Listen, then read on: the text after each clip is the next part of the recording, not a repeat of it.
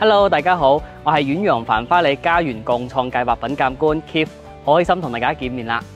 9月嘅繁花里即將進入初秋時節，微風輕輕吹送，樹葉沙沙作響，綠植鬱鬱蔥蔥，讓人滿心舒暢。而喺我身後嘅光聯組團，依家正在火熱施工進行中。咁大家跟住我鏡頭一齊嚟睇睇光聯組團嘅最新工程進度啦。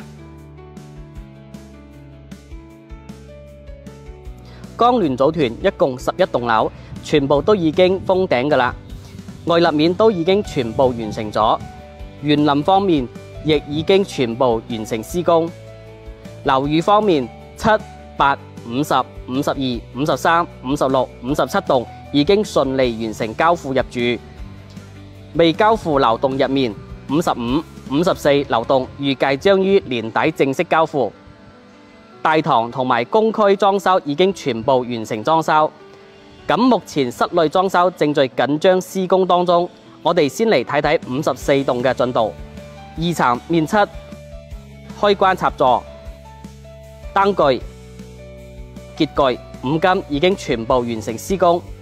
部品方面，戶內門、廚房推拉門、櫃體台面、木地板、踢極線已經全部完成施工。壘靠板安裝已完成 75%， 陽台塗料已完成 10%。55棟方面，2層面漆、開關插座、燈具、結具、五金已經全部完成施工。部品方面，戶內門、廚房推拉門、櫃體台面、木地板、踢極線已經全部完成施工。